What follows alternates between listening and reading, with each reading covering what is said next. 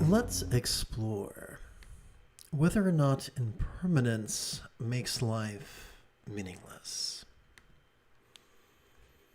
This morning's lesson is drawn from a good-hearted question found on Reddit. If everything is impermanent and this is not the true reality, what is the point? The individual continues. So I was thinking, if the true reality is what remains after all illusions have been destroyed, illusions being this life, temporary physical existence, for example, what would be the point of illusion at all? And the person goes on to write more, but there's such a rich series of questions. I'd like to explore it without missing a bit. Kind of like an archaeologist at a dig uses a brush and a sieve rather than a backhoe. So let's begin right here with the true reality. So when it comes to spirituality, we can take a very theoretical approach or a pragmatic approach. The Buddha took a pragmatic approach. To explain things, he often used figures of speech, for all complex life forms on this planet have evolved to think symbolically. However, Sturgeon's law reminds us that 90% of everything sucks, and not in the fun, tingly way. And that applies to meditation teachers as well. And so roughly 90% of meditation teachers are so rigid and controlling that they become blind to the nuance required for communication. They become deaf to the possibility that not all statements are literal, and that many could be figurative. This sets the scene for great confusion. When the Buddha talked of true reality, he wasn't speaking about some great metaphysical overview of, to borrow a phrase from Hitchhiker's Guide to the Galaxy, life, the universe, and everything. He was talking about this one simple phenomena. Because each of us has an autonomic nervous system ensconced within our spinal cord, we are capable of noticing things as we breathe in and relaxing as we breathe out. Consequently, as we relax into our exhalation, whatever we noticed during our previous inhalation could feel less real. Now, this phenomena, like all things in the universe around us, is temporary. It's fleeting. The purpose of enlightenment is not to... the key to unlocking the door of our slavery to aversion and avarice is not to apply more aversion and avarice to what we perceive. It is not to reach for one view and shove another view away. However, we gotta breathe. Breathing's automatic. And when we breathe in, we're gonna notice things effortlessly. When we breathe in, and when we breathe out, we're going to, our grasp upon that which we perceived is going to loosen. Spontaneously, that's how we are evolved. And so the Buddha's point about true reality is this. As we breathe in, we notice illusion. As we breathe out, we taste of reality. That idea is highly metaphorical. In other words, let's pretend there's someone in our life who's been remarkably cruel to us. And as we breathe in, that person can be profoundly real to us. But during our next exhalation, if we make the most of it, that person and their deeds and our feelings about them and their deeds could soften. And that can give us the freedom to not only cultivate a centered spontaneity as opposed to a scattered spontaneity, but to live from a centered spontaneity. A centered spontaneity that is liberated from the shackles of fear and soars on the wings of love. And this is not some philosophical hallmark malarkey. This is how we are wired, and we will explore this in greater detail scientifically in a few minutes. Let's continue. What would be the point of illusion at all? Well, that assumes that there is someone or an entity or a committee of entities who's created an illusion for a specific purpose. But we shall see that is not always the case. We will come back to that momentarily, I assure you. The individual writing the question continues. For me, I suffer because I know I'm going to die, and this life is just temporary and won't actually matter in the face of humility. Bullshit. That might be one of the things that make you suffer, but it's not all of them. Ask a biologist, they'll tell you there are circumstantial stressors. A forest fire will make you suffer. A tsunami crashing upon you will make you suffer. An earthquake will make you suffer.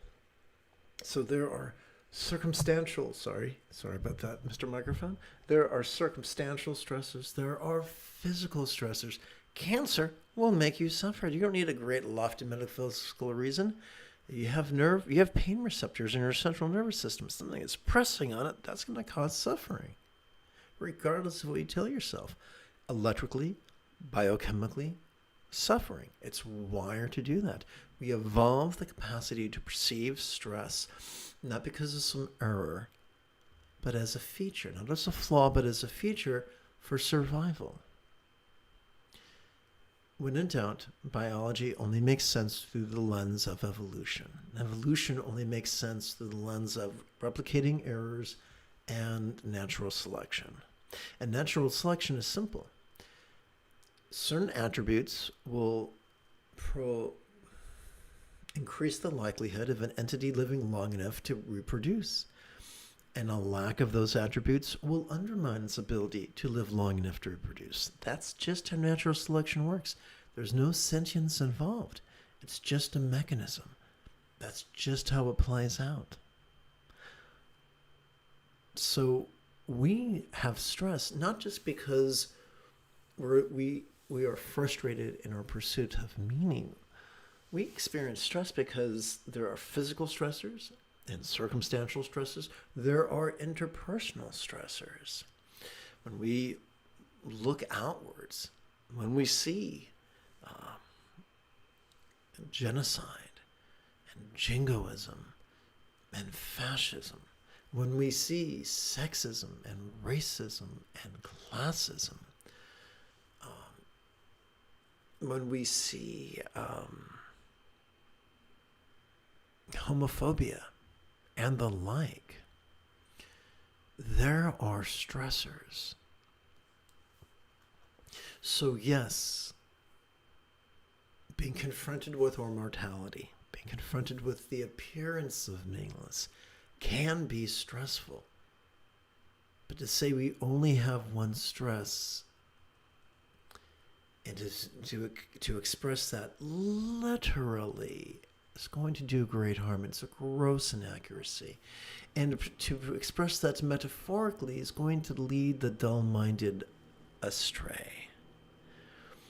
The Buddha did not teach pseudo-intellectual metaphysical enlightenment.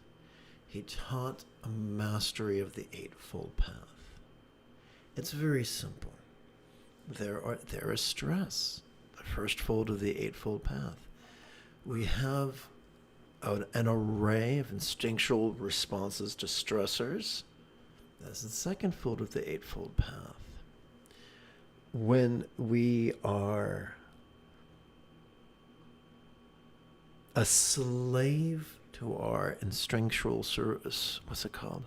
survival instincts, life is less meaningful. We have two reward mechanisms in the bottom of our brain, a dopamine-oriented one that seeks pleasure, and an oxytocin-oriented reward system that seeks meaning from cooperation. There's no metaphysics involved. That is how we are wired. When we are living in our dopamine system, when we are living in survival mode, when we are blind to cooperation, our life is going to feel meaningless. This is a conclusion drawn by a prince, drawn by someone who has all his physical needs met, all his survival needs, all his, sexual needs, all his culinary needs. This guy lived the life of Riley, but there was something missing. That drove him to forsake all his creature comforts and to seek the wisdom of spiritual teachers, several spiritual teachers.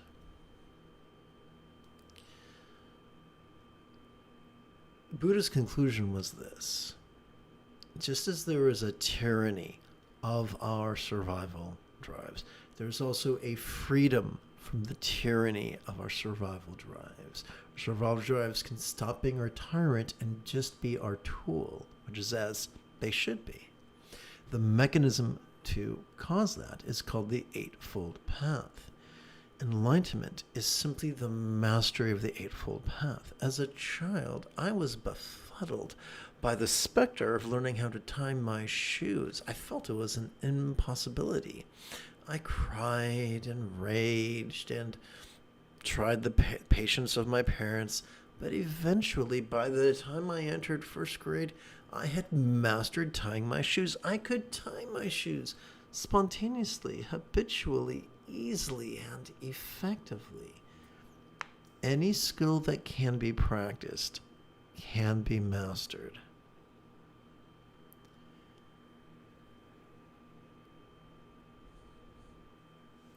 The enlightenment the Buddha offers us is not freedom from certain perceptions, or emotions, or intentions, or thoughts, or memories, or imaginings.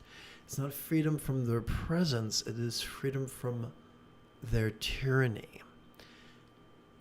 It is the mastery of the Eightfold Path that helps us to work with whatever comes up. Whether it lands in our lap or slaps us upside the skull. The Eightfold Path is easy. It can be mastered in a remarkably short period of time, without shaving your head and wearing strange clothes and quitting your job and forsaking your partner. So why do we experience it at all if it's all just one big illusion? So there are, in many cultures, people take their experience of being children and having parents and apply that to the spiritual and assume that humanity and other living beings have celestial parents, either one or some sort of a pantheon, and that they are creating this sort of an obstacle course for our spiritual development. That hypothesis, that assumption is understandable. It's an extension of our experience of childhood. But it is not defensible.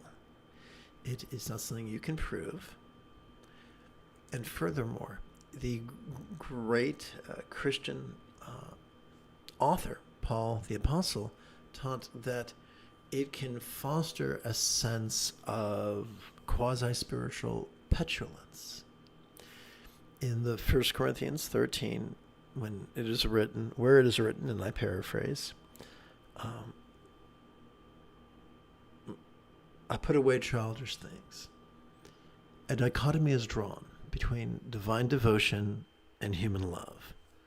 Devotion for God versus love for all living beings. And in that chapter, it is posited that love for our peers is superior to devotion to a celestial parent.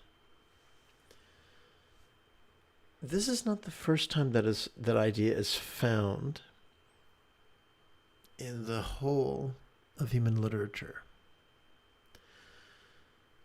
But it's tough to break away from the conditioning of the parent-child conditioning. For instance, look at it biologically. Think of a calf. A calf stays close to its mother for two reasons. Number one, nutrition. Number two, safety. Number one, the udders. Number two, the horns. The udders keep it fed. The horns of the mother keep it safe from predators. When the calf has entered adolescence, it is physically able to take care of itself. It is no longer capable of digesting milk. It must eat what the mother eats, i.e. grass. At a certain point in adolescence, suddenly, jarringly, the calf loses its devotion for its mother and instead experiences a love for its peer group. We see that throughout the mammalian world. We see that in humanity. We see that in junior high. And it can at times be dramatic and ugly and jarring. But just as that is the requirement for that transition is a physical reality, it's also a spiritual reality. If we are to find peace, the peace we seek comes not from devotion to a real or imagined entity or pantheon. The peace we seek will come from a universal love for all beings, real or imagined. Let's continue. Just having a temporary human experience where we live a life and constantly question the point, never really realizing the point in totality, just seems so bizarre to me. So this is hyperbolic language. We don't constantly question all day long. We might question occasionally. But we also eat breakfast, brush our teeth, go potty, take a shower, do the dishes, and the like. We have many things to keep us busy. Occasionally, questions of larger scope will occur to us, but it's not constantly. And if it truly is constantly, then we were probably stuck in obsessive compulsive, and we should probably seek the help of a mental health professional, because if we do anything constantly, literally all day long, it's not sustainable and often symptomatic of a larger order disorder. I'm not trying to be cruel. I want your needs met. And if you have unmet psychiatric or psychological needs, I want them met. If you don't have a psychiatrist, go online, find PCRM, Physicians Council of Responsible Medicine, PCRM. They can help you find an MD whose specialty, who's board certified in psychiatry, but who has also spent a lot of their continuing education with nutrition, and who's explored how the one affects the other. For instance, these highly qualified physicians have learned from studies that the symptoms of depression, clinical depression, can be reversed in a week without talk therapy or pharmaceuticals, simply by treating the physiological needs behind them, typically in the form of gut dysbiosis or systemic inflammation. And then when those needs are met, the symptoms of depression reverse rapidly. So you'll want to find a good physician who will do more than just sit you on a couch and have you babble for 3 years, or just write you a prescription and send you on your way. So I recommend, that's a good resource, PCRM. You go on that website. They have a find a physician tab. These guys will hook you up. But let's pretend this isn't a literal statement. Let's pretend it's a figurative statement. Let's pretend it's purely hyperbolic, and that's okay. We all make hyperbolic statements once in a while, especially when we are emotionally agitated. Let's continue. Many people have their belief systems of what the purpose to this experience may be, and I can see the validity in their perspectives, but ultimately they don't actually know. True that. So what is this eternal mystery that can never seem to be solved, and why do we go to great lengths to understand something that probably can't be understood? I will hook you up, and I will give you a hard-throbbing science. Here we go. Or come to this play with some broad brushstrokes. Let's begin with Buddha, enlightenment, and reality. So I already touched on this. Buddha, whether he was literal or merely archetypical, when he spoke about enlightenment, he wasn't talking about the inability to feel certain emotions or think certain thoughts, but rather the mastery of a mechanism, the Eightfold Path, wherewith we can cope with whatever life throws at us. And we've already mentioned in this morning's lesson that the reality the Buddha spoke of was metaphoric. So we have, and this was clarified by the South Indian Buddhist philosopher Nagarjuna, who taught of conventional reality and ultimate reality. We plug into conventional reality every time we breathe in, thanks to our sympathetic nervous system. We plug into the metaphoric ultimate reality every time we exhale, thanks to our parasympathetic nervous system. So it's an effortless process of noticing and releasing imperfectly, effortlessly. So, enlightenment, omniscience, and the yin and yang of it all. And once again, I already touched on this.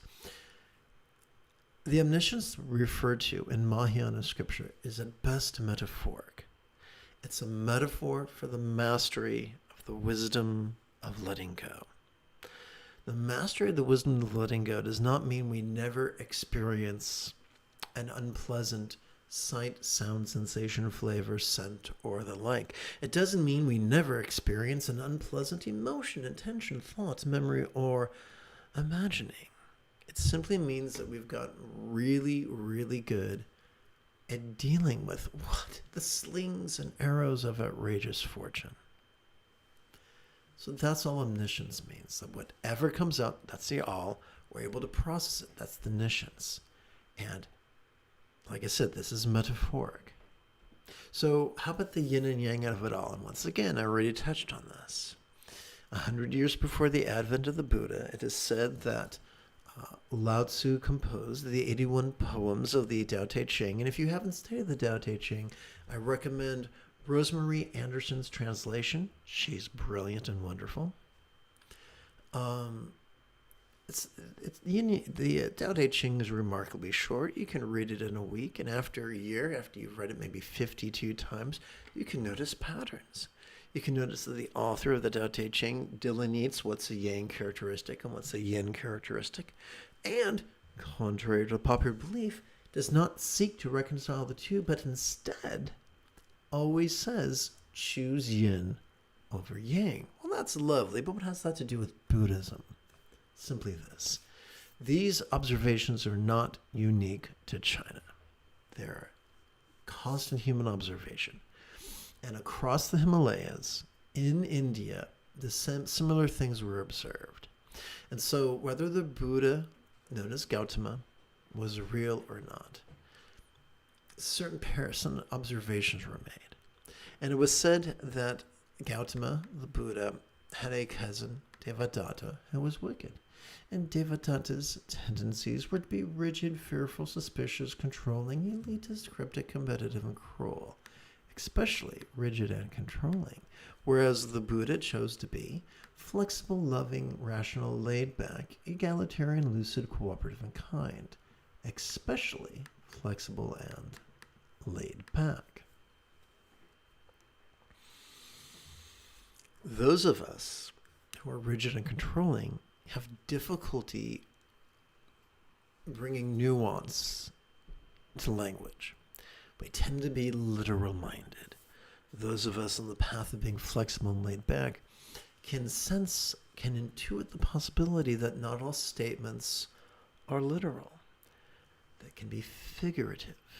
They can use a simile or metaphor or hyperbole. This is not out of the realm of possibility, but it's not 1,000% ubiquitous. So I already mentioned this already. The enlightenment the Buddha offers is simply the mastery of the Eightfold Path.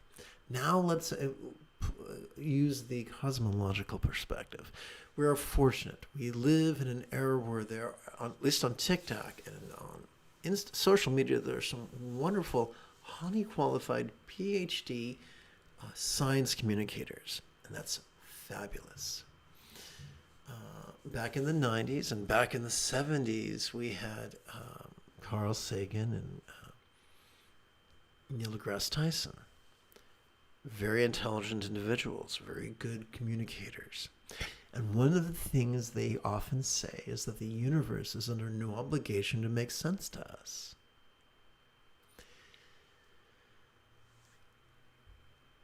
And so when things don't make sense to us, it isn't because some entity is preventing it from making sense. It just doesn't make sense to us yet. You know, the likelihood of matter becoming sentient is astronomical. The irony of matter becoming sentient and wondering about its meaning is an exquisite irony. There are many neuroscientists who feel that consciousness is simply the byproduct of neurological complexity. So, from a certain point of view, it is an inevitability. There doesn't have to be a creator for there to be a creation. It would be very nice if there were celestial elder siblings who could show us the way and help humanity to take its next evolutionary steps away from the precipice of self-destruction, but they haven't showed up as of yet. And so we have to make do with what we have.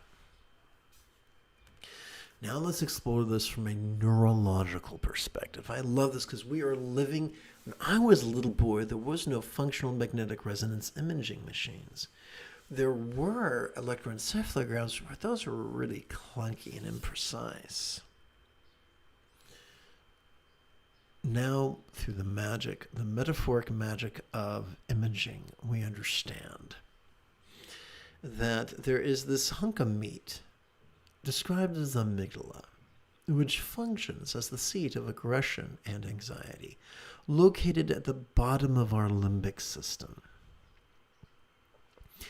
And we also know that there is a hunk of meat that looks like a baseball glove, doesn't it? It's described as the anterior cingulate gyrus. Yeah, anterior cingulate gyrus. It functions as the hub of our mirror neurons, the seat of empathy and compassion and love.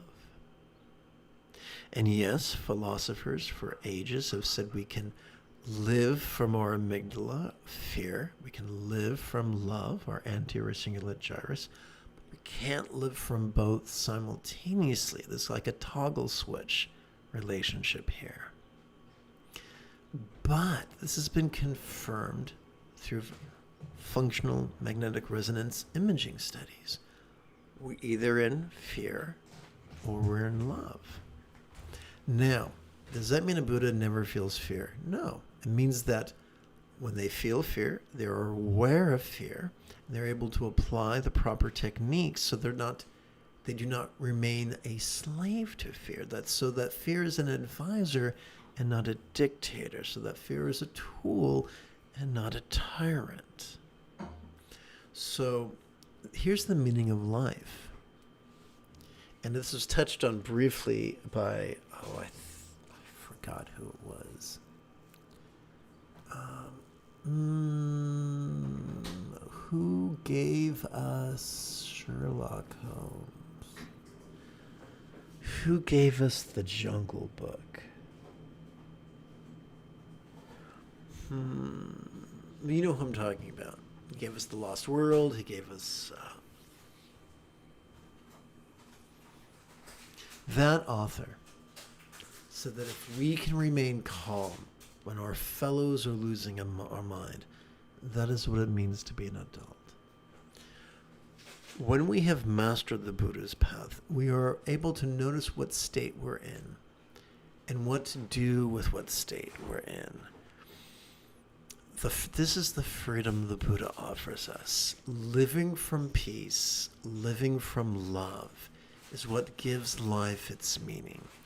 Ask an endocrinologist, ask a neuroscientist, and they will tell you that in the bottom of our brain we have a dopamine-oriented reward system, which is excellent for bare bones survival. We also have an oxytocin-oriented reward system, which is great for cooperation. And that when we act in a manner that fosters cooperation, we experience a meaningful life. It doesn't mean all our dopamine-oriented desires are met, but there is a sense of fulfillment in friendship, in family, in cooperation, in community. The love and the wisdom accessed in the Eightfold Path, or by the Eightfold Path, is the key that opens the vault of a meaningful life. Humans are excellent storytellers. We love to answer questions, whether those answers are based in reality or completely conjecture. Sadly, we're also really good at grabbing and being aggressive, and we will fight to the death over stories. That does not serve us. The meaning of life is not paid for in bloodshed. So the meaning of life you seek comes not from a more elegant story, but from a more effective process, if you will. I do look forward to going over the fine details of this with you after approximately 30 seconds of housekeeping. This is Lama Jigme Gyatso of the Buddha Joy Meditation School. For more than 30 years, I've spent approximately about 8 hours a day, almost every day, studying, practicing, mastering, and reverse engineering the teachings and techniques of each sect of Buddhism so that you wouldn't have to. Welcome, my friends, to Meditate Like a Jedi, which is made possible due to the generosity of viewers just like you. And now it's time to play with the latest practice text. Let's see here. One moment.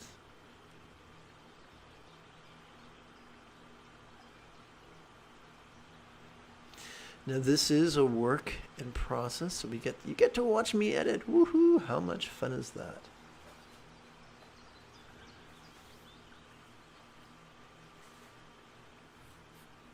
Someone wrote me, "Am I the greatest enlightened master?" I'm just a meditation teacher who's been really fortunate in some areas and not so fortunate in other areas. And if I can be of service to you, then that's fabulous.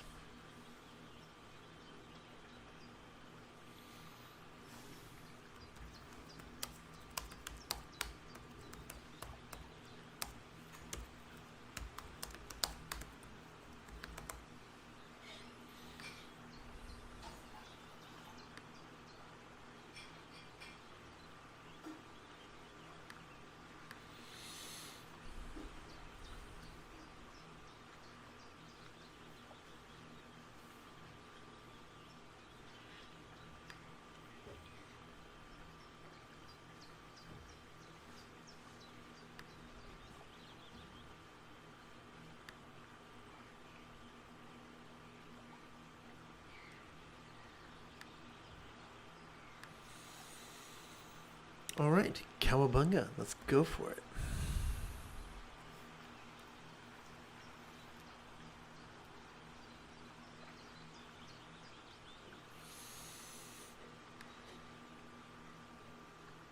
Let us bring the circumstantial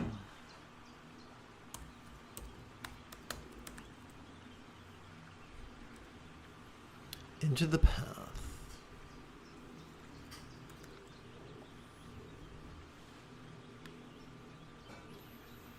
of love and the 3 marks of existence.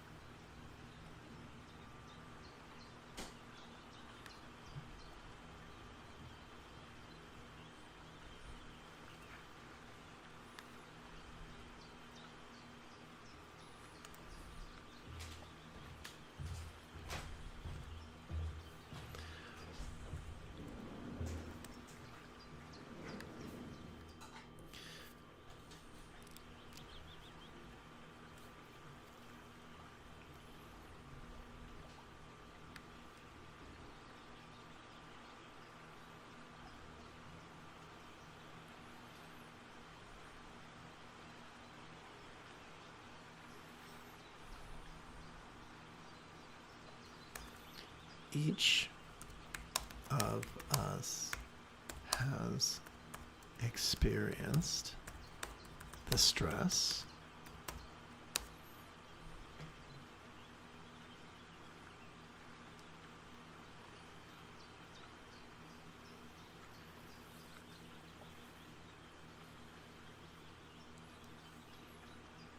of not getting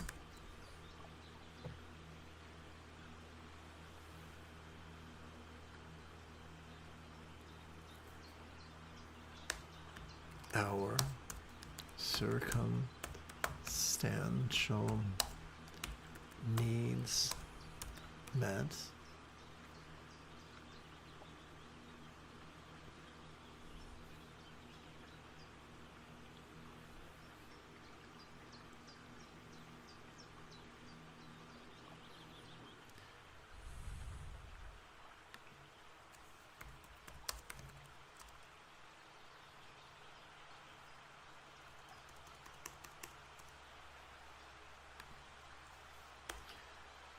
Oopsie.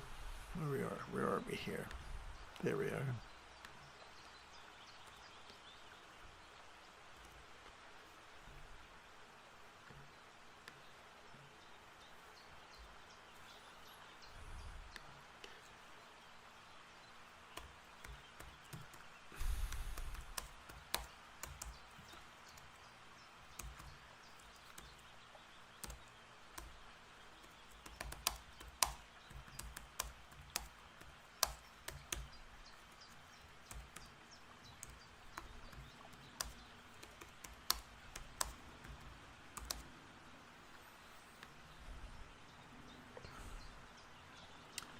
Let's hit this button and this button.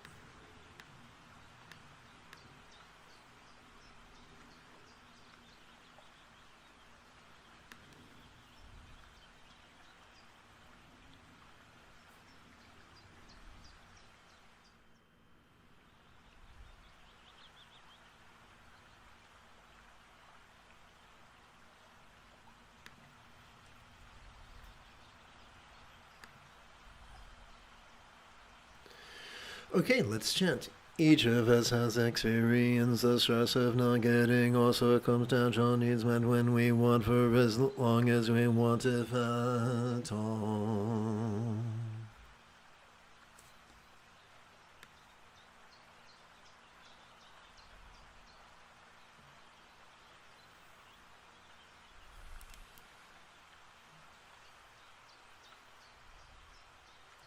So we're going to use lots as a synonym for circumstance. And we're going to use the word stress. There is a tendency to feel, we're wired to feel, that if we're experiencing stress, that's the end of the world, and we need to take radical action. And when we recognize the ubiquity, the universality of stress, and it takes the edge off the stress. So let's play with this possibility right now. During our inhalation, we can silently and mentally recite the noun lots. During our exhalation, we can silently and mentally recite the word stress. Let's do this for 4 rounds, assuming that a round is simply 1 inhalation followed by 1 exhalation. So let us keep track of our 4 rounds thusly. Let us advance the tip of our left thumb during our in-breath, advancing it to the first set of creases of our left little finger, and then the second set of creases, and then the third set of creases, and then the tip. And let us do this while silently and mentally reciting lots stress. This is not something to believe. This is just something to observe. It's already there. We're just dropping our resistance to the present moment.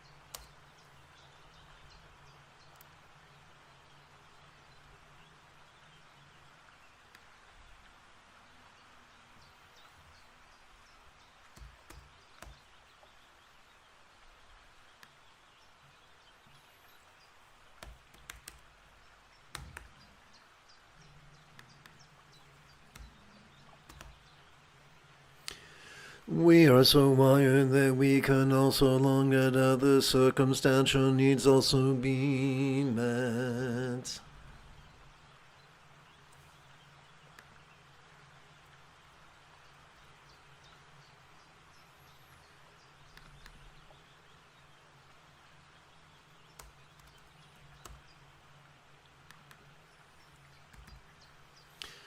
So, circumstantial needs, the meeting of circumstantial needs, also known as good fortune or boon, is also known as good fortune and boon. So it is as if we are dipping a ladle in a pot of lentils and serving it to another. Only in this case, the lentils are universal good fortune or boon, and the recipients are all beings of all worlds, real or imagined.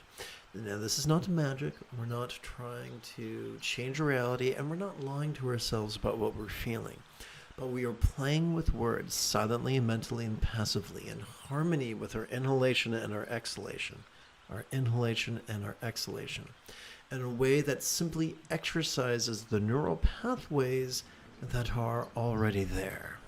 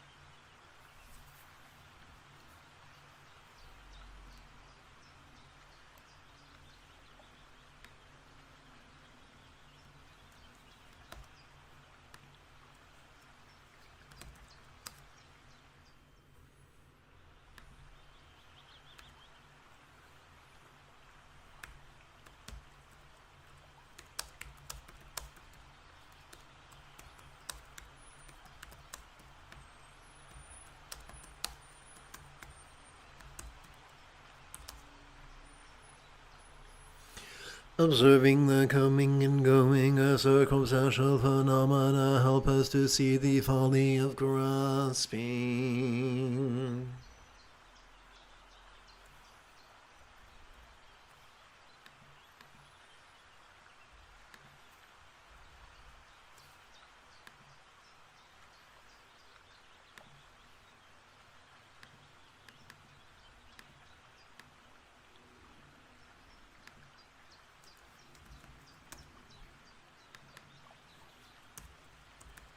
So once again, this is not an affirmation to be believed. All we're doing is playing with words to help us to give our minds permission to perceive that which is already present. As we breathe in lots, as we breathe out change.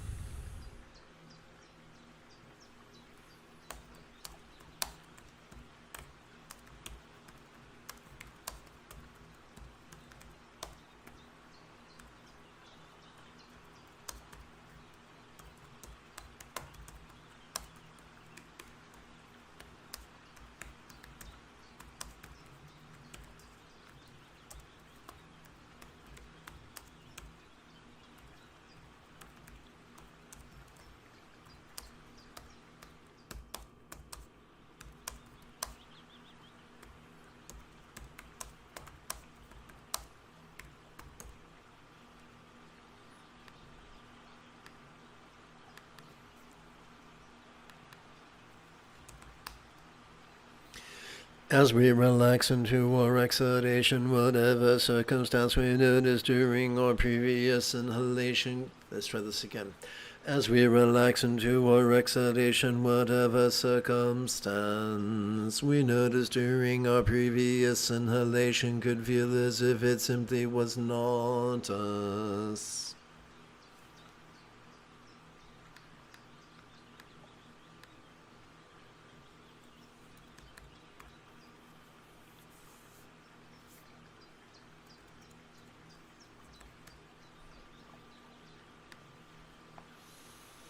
And so now we come to our left index finger.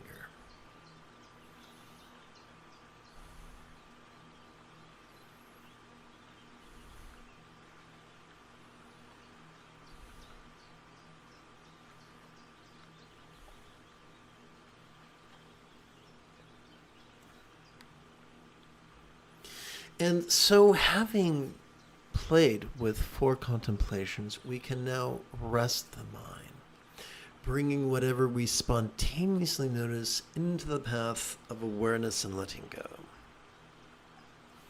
But how do we do that? As we inhale, we can silently and mentally recite the demonstrative pronoun this. Oof.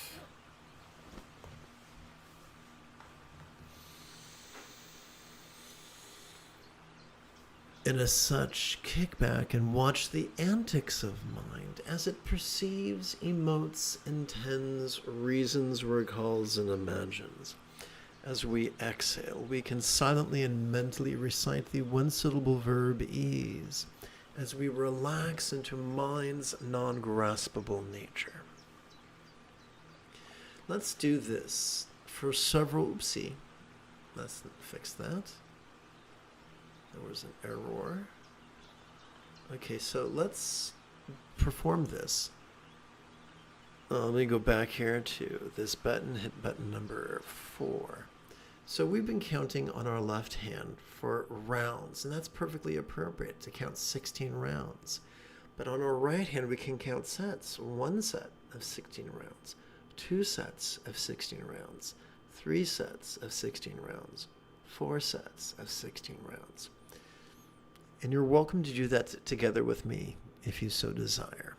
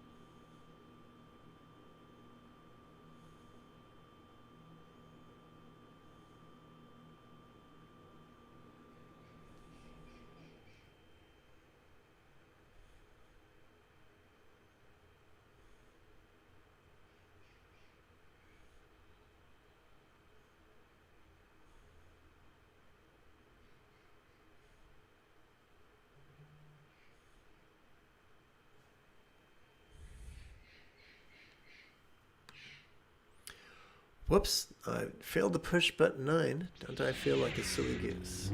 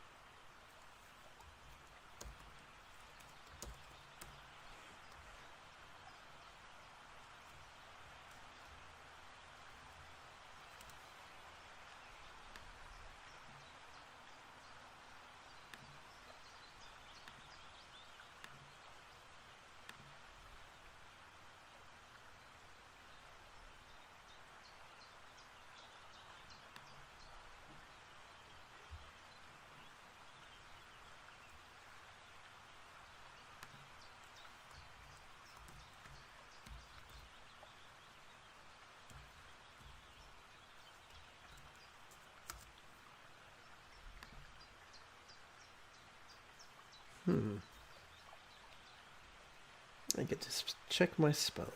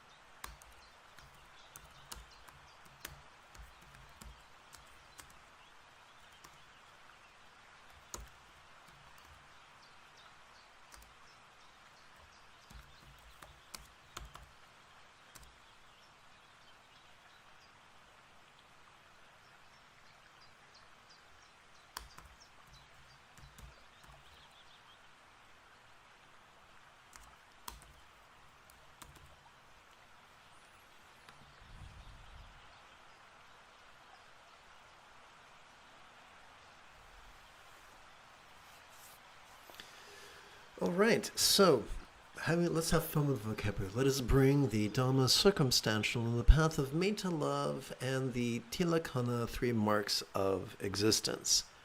We shall begin with by bringing the Dhamma circumstantial, metta love, and dukkha stress.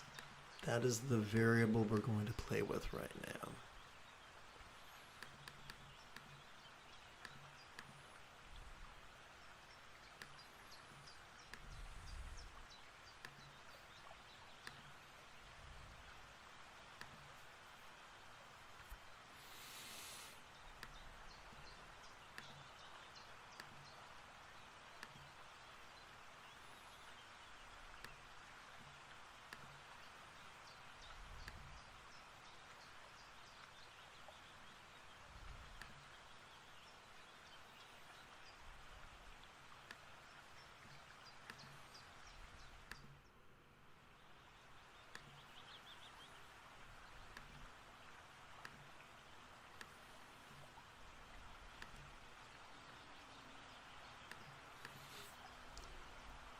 All right. Thank you for your patience.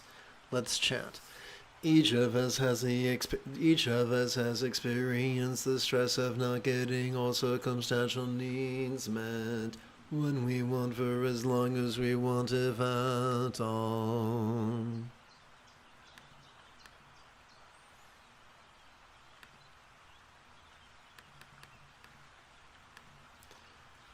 And now we rest. So we take all these words and just squeeze it down to 2 syllable.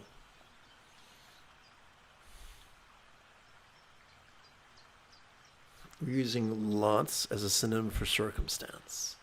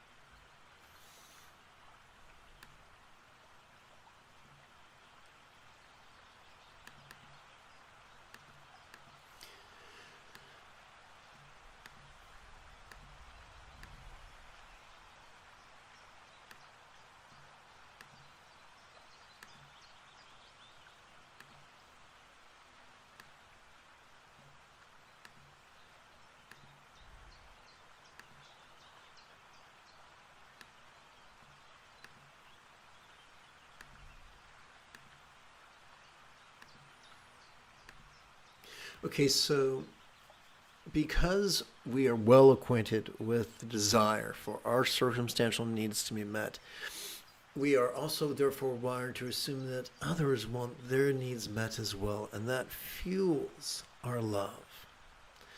We are so wired that we can also long that other circumstantial needs also be met. So, good fortune, the monosyllabic synonym for good fortune, circumstantial good fortune, is boon.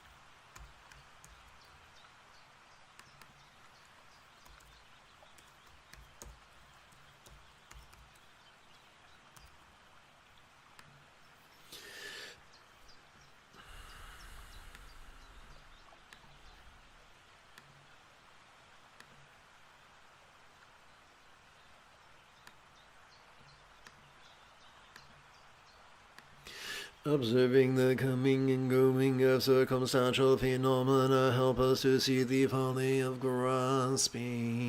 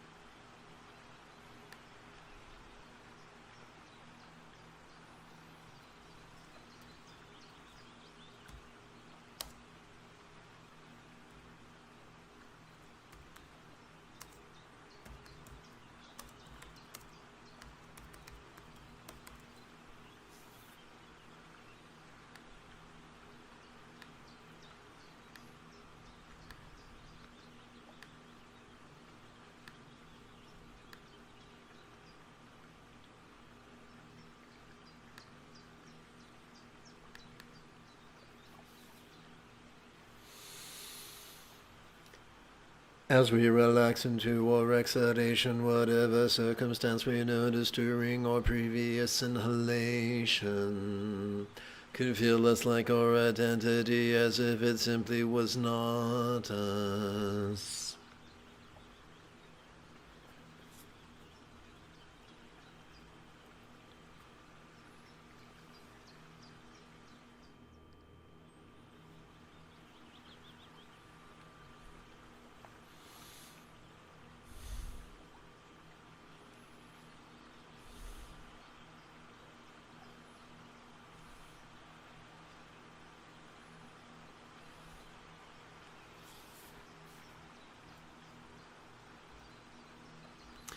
And now, having played with these 4 delicious contemplations, let us rest in spontaneous awareness and letting go.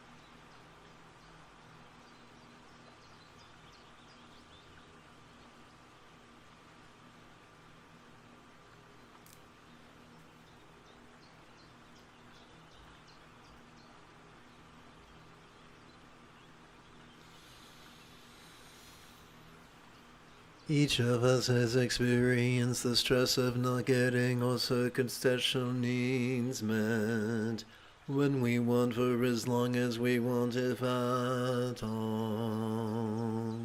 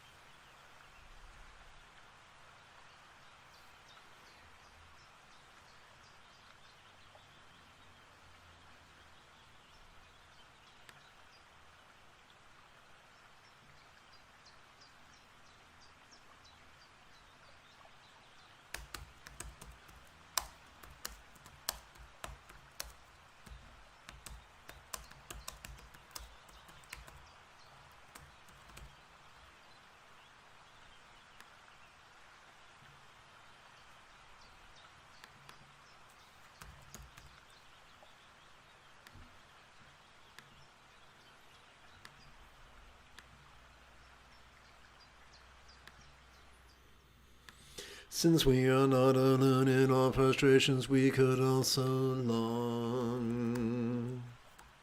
that other circumstantial needs also be met.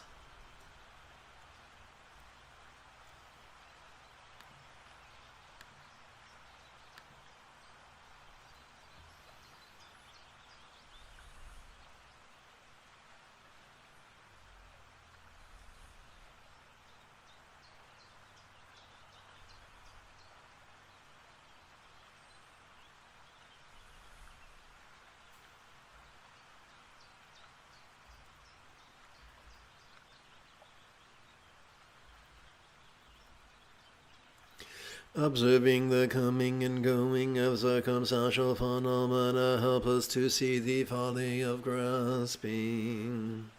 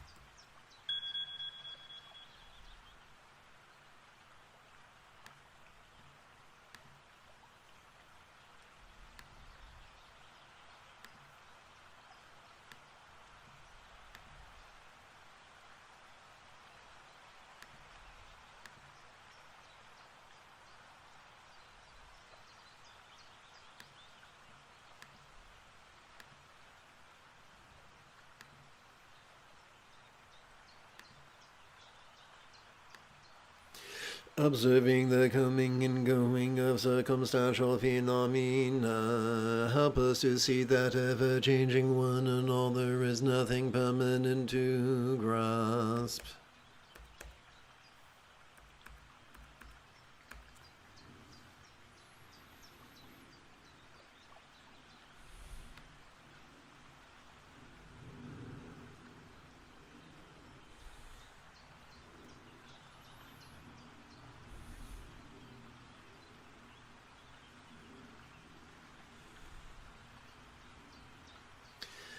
As we relax into our exhalation, whatever circumstance we notice during our previous inhalation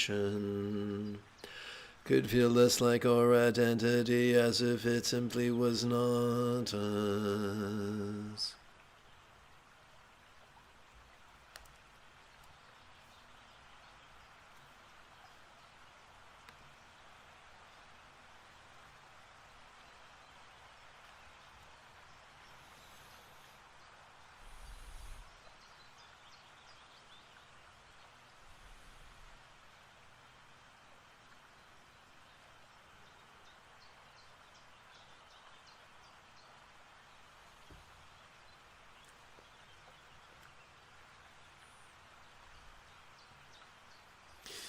Let us rest in awareness and release.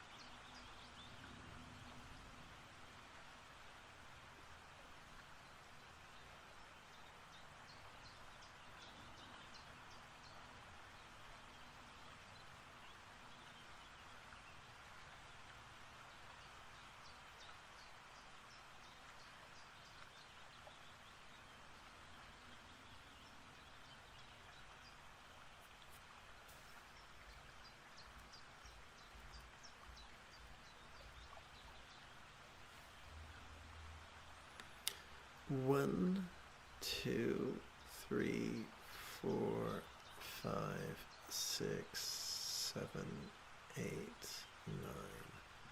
Let's hit copy.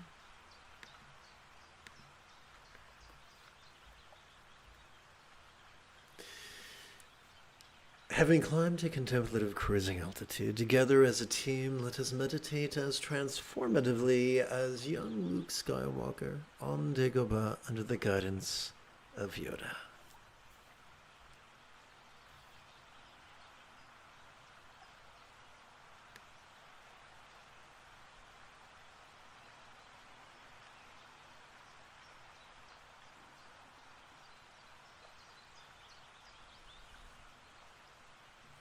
Let's hit paste.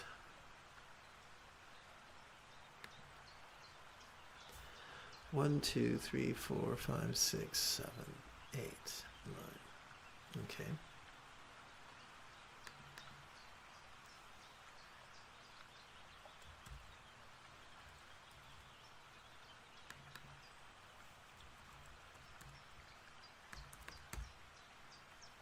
Let us bring the Kaya physical into the path of meta love and the Tilakana 3 marks of existence.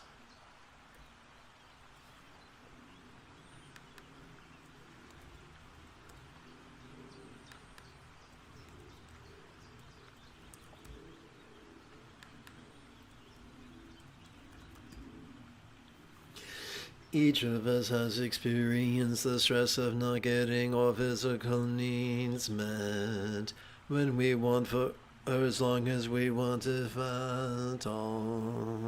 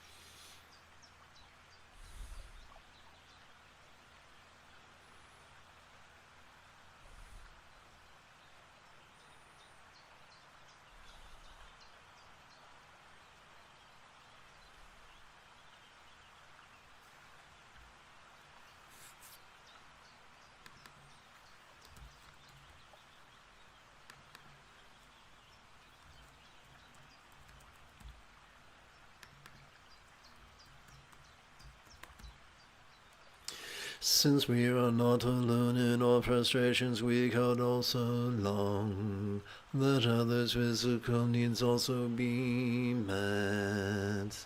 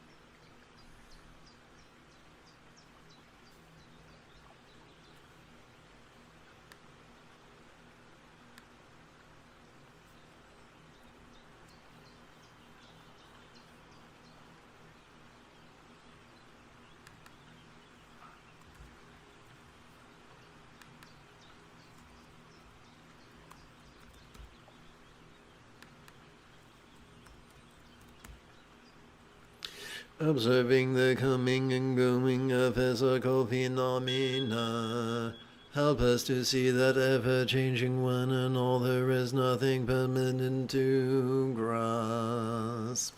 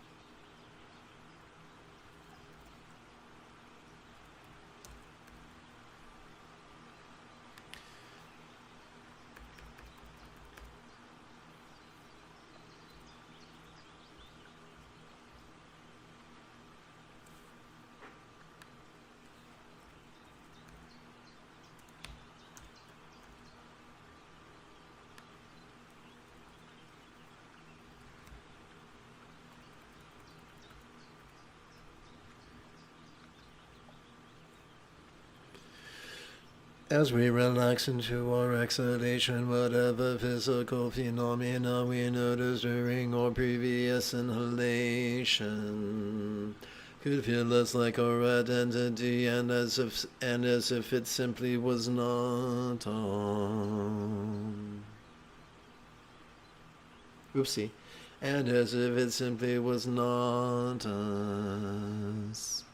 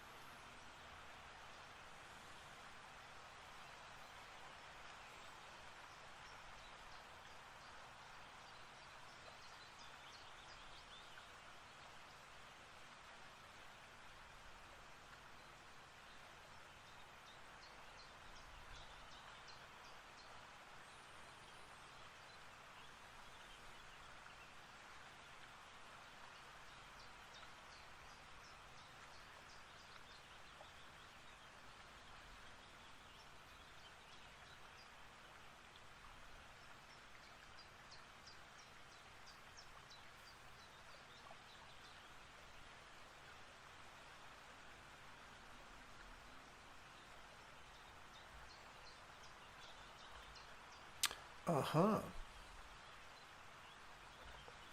Let's hit paste. 1, 2, 3, 4, 5, 6, 7, 8, 9, 10. And let's hit copy.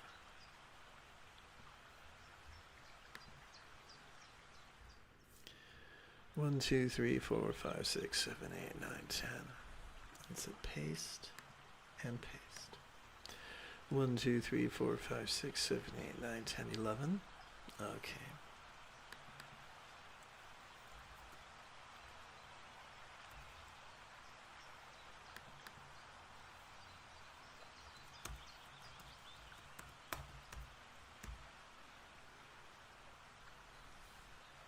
Let us bring the Vedana interpersonal into the path of metta love and the Tilakkhana 3 marks of existence.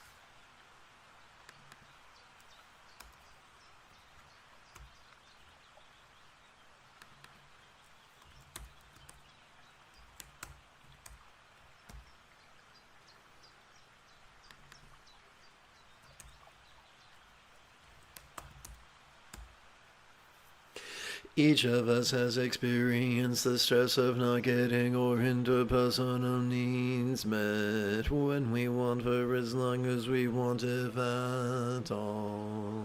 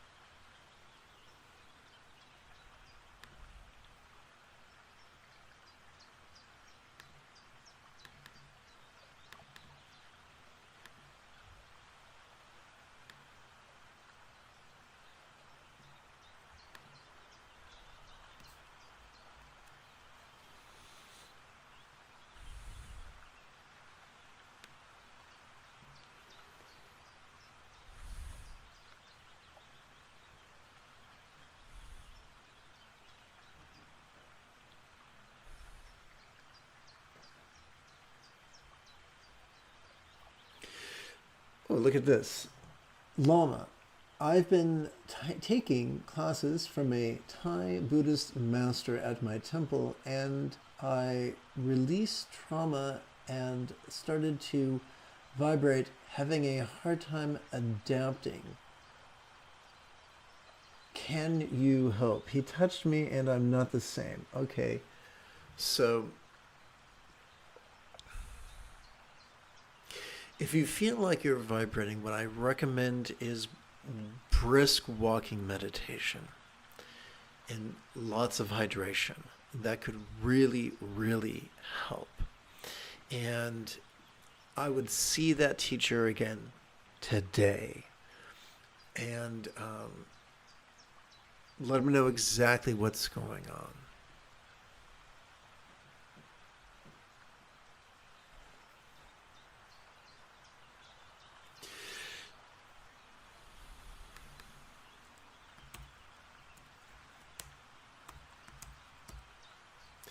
Since we are not alone in our frustrations, we could also long that others' interpersonal needs also be met.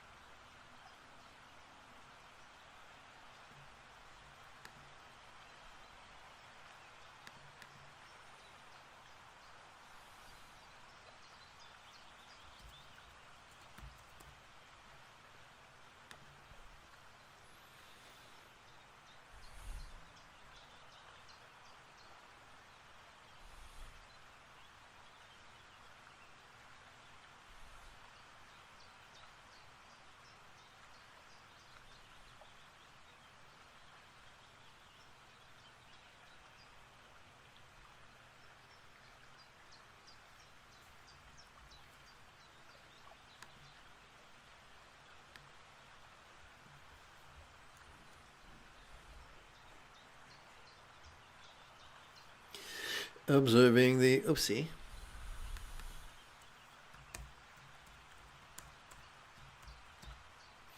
observing the coming and going of interpersonal phenomena help us to see that ever-changing one and all there is nothing permanent to grasp.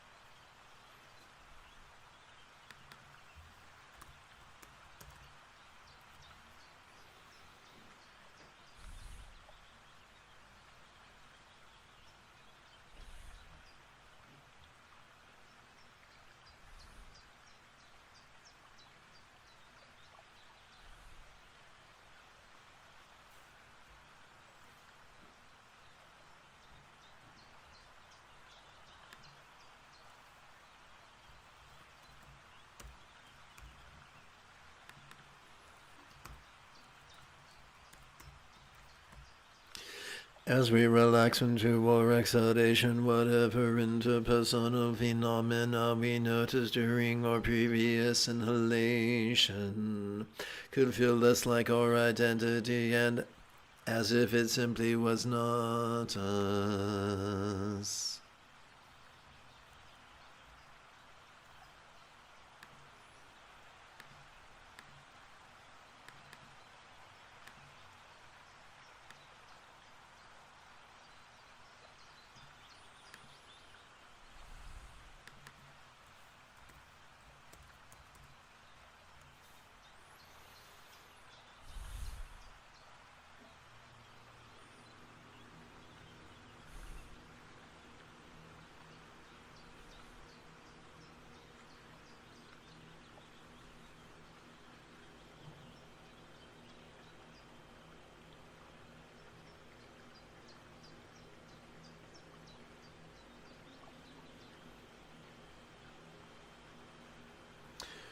Fabulous, James. I'm always here for you. And as far as the other message, forgive me for saying this, but I must be blunt.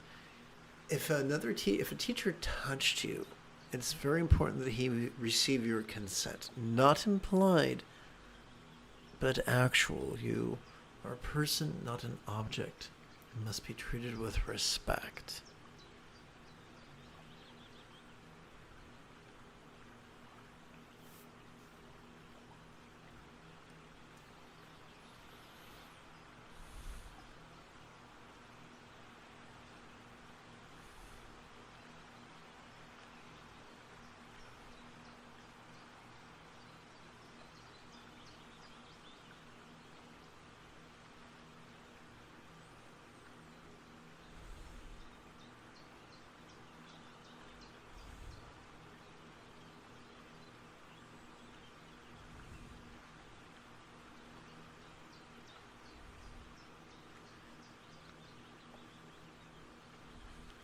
Let us seal our practice by percussively chanting loving wishes for universal enlightenment and well-being.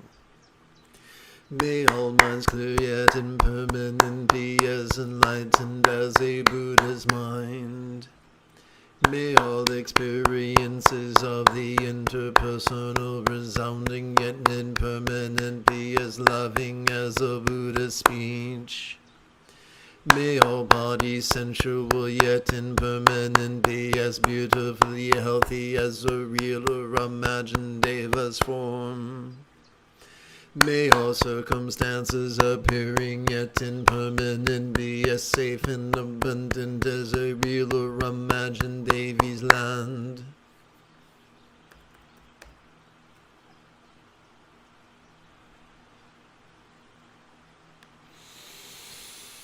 If you feel that I have earned it, you could give this a live stream a thumbs up. You could even help support this channel.